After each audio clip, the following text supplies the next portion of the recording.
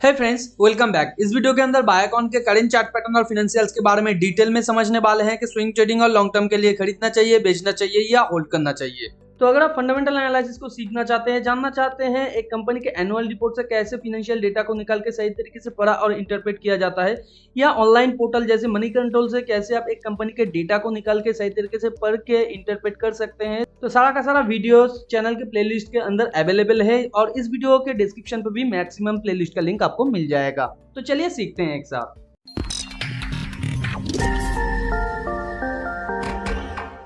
जैसे कि आप स्क्रीन पे देख पा रहे हैं, बायोकॉन का ये वन डे का चार्ट है। वन डे के चार्ट में ये लगातार एक बुल ट्रेंड के अंदर था और यहाँ पे एक बुल चैनल के थ्रू ये मूव कर रहा था। यहाँ पे फर्स्ट टाइम इसने अपने बुल चैनल को ब्रेकआउट किया, फिर एग्जिस्टिंग चैनल के अंदर ये चला गया।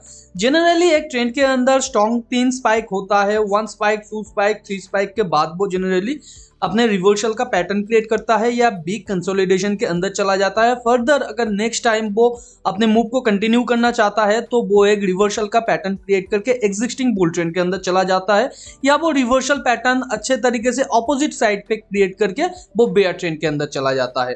तो यहाँ पे ये नीचे आने की कोशिश कर रहा था और यहाँ पे पिछले टाइम बुल ट्रेंड का जो लास्ट लो था उसके आसपास आके इसने फिर से रिवर्स करने की कोशिश किया है। हालांकि यहाँ पे थोड़ा आप बारीकी से देखें तो ये इसका शोल्डर बन रहा है, यहाँ पे इसका हेड, यहाँ पे सेकंड शोल्डर बनने का हाई प्रोबेबिलिटी बन रहा है। तो करेंट सिचुएशन में अगर आपके पास स्विंग ट्रेड के लिए पोजीशन है या आप लॉन्ग टर्म के लिए होल्ड कर रहे हैं तो यहाँ पे किस तरीके का फॉर्मेशन नेक्स्ट टाइम हो सकता है ताकि अपने ट्रेड को आप अच्छे तरीके से मैनेज कर पाए। जैसे कि आप देख सकते हैं, आज ही के दिन इसने मोर देन 6% के आसपास मूव लिया है और इसका जो बॉडी है वो काफी स्ट्रांग है, बेयर बॉडी, और पिछले कई दिनों से ये गिर रहा है। तो फर्स्ट यहाँ पे जो निकलने का आपके लिए आइडियल पोजीशन था, यहाँ पे जब इसने डबल टॉप बनाया था यहाँ से आपको निकल जाना चाहिए था, क्योंकि यहाँ पे इसने बेयर स्ट्रॉन्ग मूव क्रिएट किया। उसके बाद यहाँ पे आप देख सकते हैं पिछले टाइम का जो लो है 2 लेग फॉर्मेशन के साथ या 3 लेग फॉर्मेशन के साथ ये ऊपर गया था, तो लास्ट टाइम का जो हायर लो है इसे तोड़ के ये नीचे आके अच्छे तरीके से क्लोज किया है। उसके बाद इसने पुल बैक किया है। पुल बैक भी पिछले टाइम का यहाँ पे और थोड़ा सा आप देखिए, पिछले टाइम का ये जो कैंडल है बिग बेयर कैंडल, इसके ऊपर नहीं जा पाया, उसके नीचे से ही ये नीचे आने की कोशिश किया है। तो इस कैंडल के नीचे ही आपको सेल कर देना चाहिए था या इस कैंडल के खत्म होने पे ही आपको सेल कर देना चाहिए था, क्योंकि यहाँ पे एक डबल टॉप रिवर्सल का पैटर्न क्रिएट हो रहा था और उसके बाद मल्टीपल टाइम्स यहाँ पे आपको निकलने का प्रोबेबिलिटी मिला था। जैसे कि ये जो कैंडल है या पिछले टाइम का जो लो है, इसके नीचे जब शेयर प्राइस आया था तब आपको निकल जाना चाहिए था। यहाँ से पुल बैक करने के बाद जब ये नीचे आया यहाँ पे भी आपको निकल जाना चाहिए था, और यहाँ पे थोड़ा सा रुकने के बाद फिर जब ये आज ही के दिन एक गैप डाउन करने के बाद नीचे आने की कोशिश कर रहा था, तो आज भी आप निकल सकते थे। मगर आज ही के दिन अगर आपने नहीं निकला है तो आने वाले टाइम पे कौन सा प्रोबेबिलिटी यहाँ पे बन रहा है। जैसे कि आप यहाँ पे देख सकते हैं, नेक्स्ट जो इसका स्टॉप लॉस बन सकता है जो स्ट्रॉन्ग सपोर्ट के आसपास है वो है 233.70 के आसपास, जो कि है ये जो कैंडल है इसके इमीडिएट नीचे। और सेकंड जो इसके लिए स्ट्रॉन्ग स्टॉप लॉस यहाँ पे बनेगा, जो अच्छा खासा यहाँ पे सपोर्ट बन रहा है, वो है 205 to 215 के आसपास। तो नेक्स्ट टाइम कंपनी का शेयर इसी बीच आके अच्छा खासा सपोर्ट को फेस कर सकता है और यहाँ पे लॉन्ग टर्म कंसोलिडेशन के बाद फिर ऊपर जाने का भी प्रोबेबिलिटी रखता है। तो यहाँ पे नेक्स्ट ये प्रोबेबिलिटी बन रहा है, ये जो स्ट्रॉन्ग बार इसने क्रिएट किया है इसके बाद 1, 2 या 3 बार ये क्रिएट करे छोटा छोटा और उसके साथ साथ यहाँ पे कंसोलिडेट करे, क्योंकि यहाँ पे एक स्ट्रॉन्ग सपोर्ट है। ये जब यहाँ से थोड़ा सा पुल बैक करने की कोशिश करेगा, क्योंकि ये बार बहुत स्ट्रॉन्ग है तो ऊपर एक पुल बैक तो बनता है, तो उस पुल बैक के अंदर भी आप निकल सकते हैं या आप वेट कर सकते हैं यहाँ से पुल बैक के बाद जब वो रिवर्सल का फिर से पैटर्न बनाएगा एग्जिस्टिंग ट्रेंड में जाने के लिए, तब यहाँ पे भी आप निकल सकते हैं। मगर यहाँ पे आइडियल यही होगा 20 EMA को जब ये टच करने की कोशिश करेगा या उसके आसपास शेयर प्राइस जाएगा, तब आप अगर यहाँ से निकलते हैं तो आपके लिए वो आइडियल पॉइंट होगा।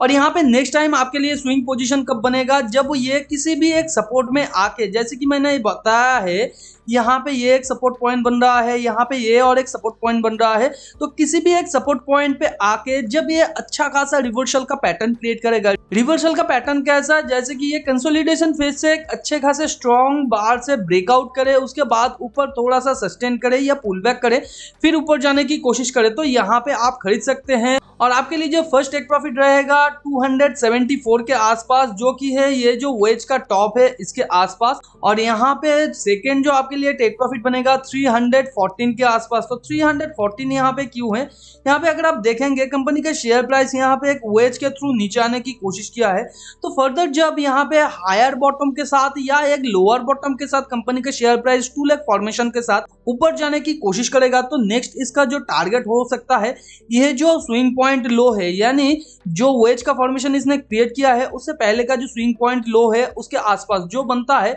314 के आसपास। और उसके बाद अगर इसे भी तोड़ता है तो वो नेक्स्ट टारगेट तक जा सकता है 374 टू 390।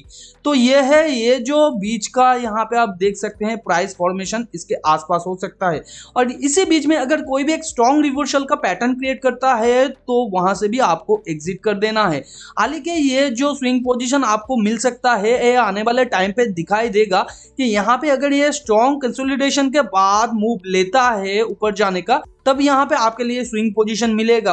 उससे पहले अगर कंपनी का शेयर कंटिन्यूअसली एक बेयर ट्रेंड के अंदर नीचे जाता है और अचानक एक बिग मूव क्रिएट करता है, तो यहाँ पे आपको कोई भी पोजीशन नहीं मिलेगा। उसे ऐसे तरीके से स्ट्रॉन्ग ब्रेकआउट के बाद एक छोटा सा पुल बैक करना है, पुल बैक के बाद फिर ऊपर जाने की कोशिश करना है, पिछले टाइम स्विंग हाई को तोड़ के उसका शेयर प्राइस ऊपर जाना चाहिए, तभी यहाँ पे आपके लिए स्विंग पोजीशन बनेगा। या जो ये चैनल के थ्रू नीचे आ रहा था उसके आसपास तक इसे पुल बैक करना है, पुल बैक से फिर ऊपर जाना है और पिछले टाइम स्विंग हाई के प्राइस को तोड़ के ऊपर जाना है, तभी यहाँ पे आपके लिए आइडियल स्विंग पोजीशन बनेगा। तो करंट सिचुएशन में आपके लिए कोई भी यहाँ पे स्विंग पोजीशन नहीं बन रहा है। अगर आप निकलना चाहते हैं कंपनी के शेयर से, मैंने जो स्ट्रेटेजी बताया है उस स्ट्रेटेजी के थ्रू भी आप निकल सकते हैं या आप करंट प्राइस में भी निकल सकते हैं, ये आपके ऊपर है। और अगर आप लॉन्ग टाइम के लिए कंपनी के शेयर को होल्ड कर रहे हैं तो क्वार्टर ऑन क्वार्टर रिजल्ट को आपको जरूर देखना चाहिए। Each and every quarter company अपने रेवेन्यू को इंक्रीज कर रहा है, यहाँ पे ऑपरेटिंग प्रॉफिट मार्जिन और ऑपरेटिंग प्रॉफिट को भी ये मेंटेन कर रहा है। उसके साथ साथ इंटरेस्ट पेएबल कंपनी ने लगातार बढ़ाया है पिछले कई क्वार्टर से, और यहाँ पे कंपनी का जो नेट प्रॉफिट है वो भी कंपनी का कम हो रहा है धीरे धीरे, तो ये और एक कंसर्न की बात है। और ईयर ऑन ईयर रिजल्ट में each and every year company का रेवेन्यू तो बढ़ रहा है, मगर यहाँ पे ऑपरेटिंग प्रॉफिट मार्जिन थोड़ा कम हो रहा है। ऑपरेटिंग प्रॉफिट धीरे धीरे बढ़ रहा है और एक अच्छा चीज है, मगर यहाँ पे कंपनी का जो इंटरेस्ट पेएबल है वो भी पिछले साल से 50% के हिसाब से यहाँ पे बढ़ा है, तो ये और एक कंसर्न की बात है। और यहाँ पे कंपनी का जो नेट प्रॉफिट है वो ईच एंड एवरी ईयर लगातार घटता ही जा रहा है, तो कंपनी के यहाँ पे नेट प्रॉफिट मार्जिन पे भी बहुत ज्यादा प्रेशर है।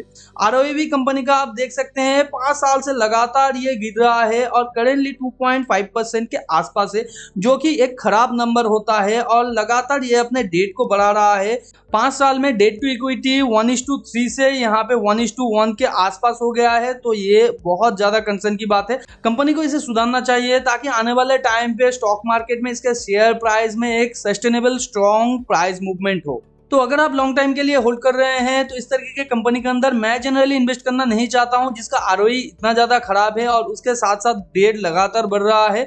मगर यहाँ पे एक पॉजिटिव चीज है, कंपनी का रेवेन्यू बढ़ रहा है, मगर अल्टीमेटली एक इन्वेस्टर को प्रॉफिट से मतलब होना चाहिए, ना कि सिर्फ उसका यहाँ पे रेवेन्यू से मतलब होना चाहिए। रेवेन्यू तो बढ़ता रहेगा मगर प्रॉफिट एक अल्टीमेट चीज है।